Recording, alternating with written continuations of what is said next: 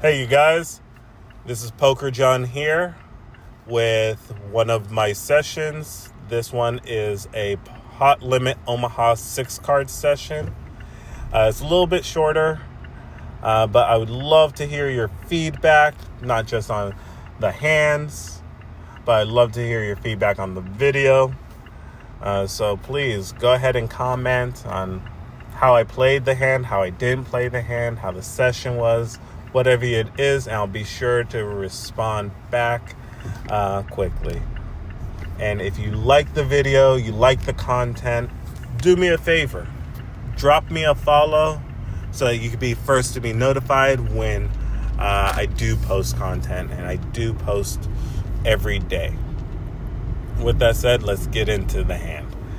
I said before, this is a 6-card Omaha high only table. I prefer short tables, so this is right there where I like it. I like it between 3 to 4 players. But we're working with only tight players. UBC is a tight player. I know this because I've seen and played with him a lot. He typically doesn't put his cards in unless he has a great hand with a redraw. The player 2 over from me, we'll call him Poker 3. Poker 3 is a tight player. Been playing with him. He folds 8 out of 10 hands. But he is opening up because I hit him once. UBC, as you just saw, hit him. And he's starting to play more hands. Right now, UBC is hot. And what I mean by that is he's getting all the cards he needs to win. So he's seeing a lot more hands, but he's winning those hands. So I'm just going to stay out of his way. I'm going to try to ride it out. And if that does not work, I'm going to hope another player sits down to kind of shuffle up the hands. So with that said, one thing I wanted to talk about on this channel on this video was online versus live at the casino versus home games. Which ones do you guys prefer, personally? I personally love the casino. Simply because I make more. My cash outs at the casino, generally 9 out of 10 times, I'll cash out. And it's anywhere from $1,000 to $2,000 with a $200 buy-in. I'm not a big player, so that's huge for me.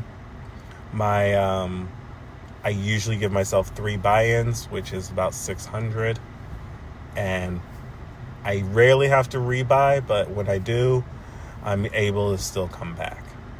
And look at this, we got a new player. We'll call the player to my left Phil, and I'm seeing if it's shaking up. As you can see, the only person that called me was UBC. He is not getting another dime out of me for this hand. So, but I'm hoping with the player to the right of me sitting down, I can have a good hand. Look at this. Wake up with pocket aces. And you know what we say? Aces ain't shit without a fish. He re-raises me, I 3-bet him, and I hit the ace on the river. Because I'm not running real hot right now, and he doesn't have a lot of chips, I'm not going to string him along to catch up. He has to put his chips in to get it. He folds, I take it down. We have another great hand. I think we're on the edge of a heater. That might just be me being hopeful, but we'll call, see if I connect with it. Wow, what a connection. I got set with an ace and nut flush draw. and I hit the flush. Everybody checked. I should check right here, but I was trying to see how froggy everybody was, and nobody bid on. But I still took down the pot. Those small pots do add up, and I'm feeling good now. This is a really good hand. Everything's connected. Got 2 flushes, with one being nut flush draw. Top 2 pair. And with a gut shot, I got still top 2 pair, but now the straight got there. I don't have the straight. This is a mistake on my part because UBC doesn't call without having a hand. And I was trying to represent the spades, and he just shoved right into me. He probably had it. I let it go. Now, for the first time during the session, I'm actually down. I'm down like $2 and change. So we'll make that up real quick. I think I was on a little bit of a heater. I'm rebuying back in. And I'm adding to my, not rebuying, I'm adding to my chip stack. And I said, fuck it announced, as they say. And I said, let's see what we can do.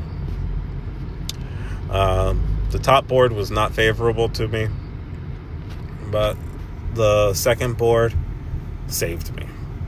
This is also one of the reasons why I don't like double board pot limit Omaha, because especially on a short table, because you're going to end up chopping most of the time. And on a short table, 3 people, one person's always going to fold, and it's always heads up. You're always going to chop. Very rarely will you scoop. The only thing that builds is the rake. And this actually brings me back to the conversation on casino versus house games versus online. Online is great because you can do it anywhere. I like the online poker because I don't get a chance to go to the casino very often. Oh, we wake up with aces again. The player to the right of me just hit UBC, and UBC said he had enough, and he said bye. He's going to take his winnings and go to another table, which is perfectly fine. We wake up with aces and flop a monster.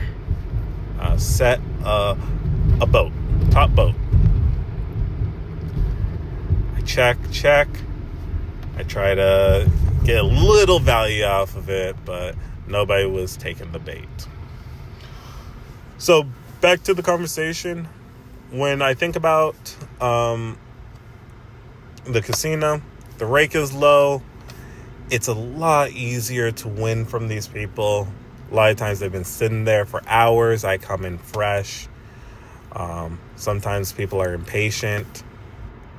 And I'm able to do really well. Now, at my local casino, they're not pros, nor am I.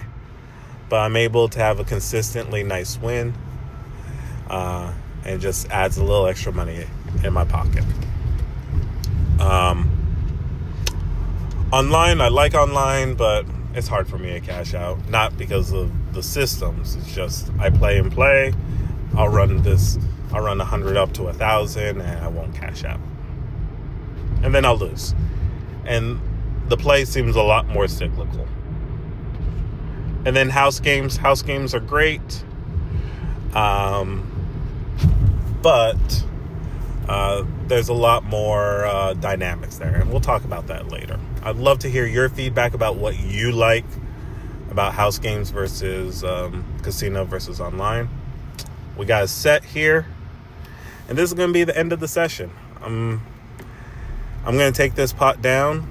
But I hope you like and enjoyed it. I would love your feedback on the hands I played, the hands I didn't play, and what you would have done different. Like and follow for more videos like this.